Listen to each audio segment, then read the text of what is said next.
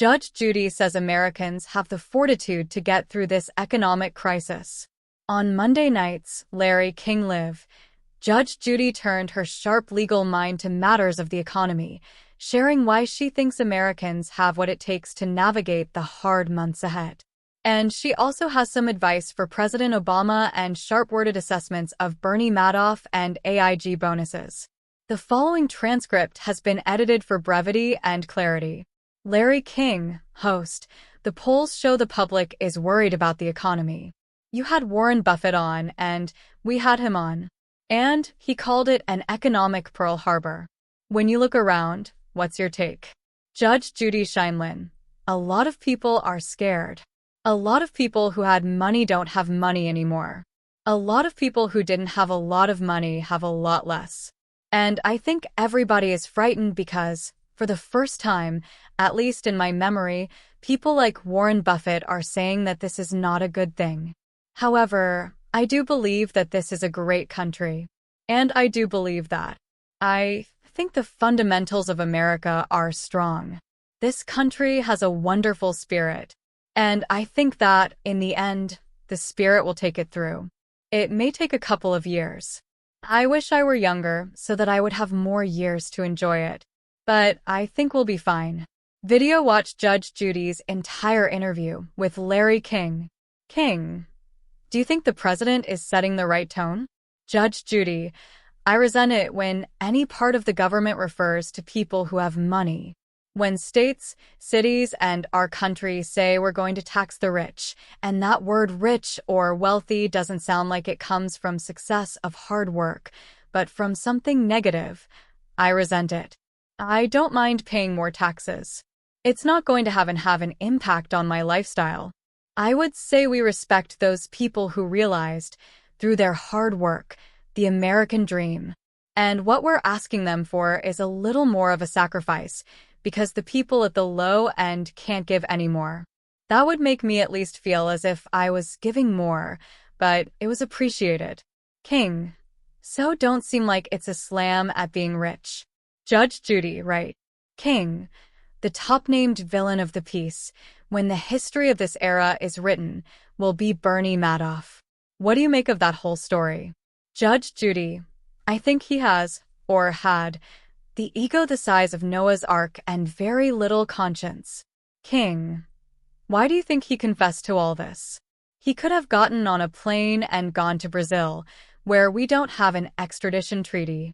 And so he gets life in prison. Judge Judy, maybe he never thought it would happen. I don't know. I think that the book hasn't yet been written on Bernie Madoff. King, anyway, we've got a King Cam question relating to the Madoff case. Let's watch, and then we'll get Judge Judy's answer. Randy, hi, Judge Judy. My name is Randy, and I just wondered what kind of sentence you would give Bernie Madoff if you were giving him a sentence. Judge Judy, well, Bernie Madoff is 70 years old, and I think if he's sentenced to 30 years in prison, that's an appropriate period of time. And if he lives to be 100 and is eligible for parole and makes parole, so be it. I was surprised he didn't kill himself. Quite frankly, weren't you? King, yes, I was. We took King Cam to the streets to see what all of you were talking about. Most people wanted Judy to answer one thing in particular. Debbie, I was just wondering what you think about the AIG bailout and giving over $160 million in bonuses. Judge Judy, we now own, you and I, 80% of AIG. And the excuse given for paying out these bonuses was that they were contracts, and you can't void those contracts without consequences. And I think it's sort of interesting that you can't void contracts, because these people were engaged in actions that were irresponsible, reckless, and caused substantial damage. How can they void the contracts of police officers, firemen, and other civil servants who they're forcing to take furlough days despite the fact they have contracts? They're forcing them to take furlough days to make up their budgets.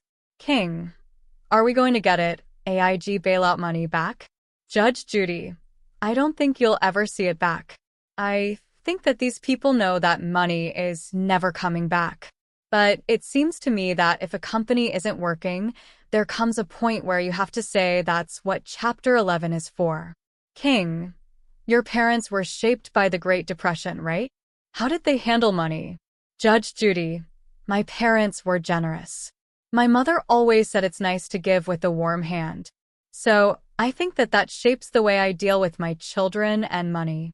I think that maybe we'll get back to the basics. Maybe people will understand that they have to have something in the bank because, in hard times, you never know when they're going to turn around. Never. And I also think that while banks and financial institutions have to bear a great deal of the blame for where we are, I don't pass over individual responsibility. If you're earning $50,000 a year, you have no business buying $1 million house. King, Proposition 8 bans the marriage of two people of the same gender. The High Court of the State of California heard the appeal of the vote of the people. What do you think? Advertisement. Judge Judy, we've got a lot of trouble in this country. We've got a lot of trouble in the world. Why the state should be interested in prescribing the word marriage from two people who love each other, who are responsible, tax-paying, productive people who have created a family. Why the state would have an interest in prescribing that kind of conduct, I don't understand. I understand the anger about poverty. I understand the anger about AIG. I understand the problem with the banks. I understand the problem with Afghanistan, the Taliban, and everything else. But I don't understand the preoccupation with gays being permitted to marry.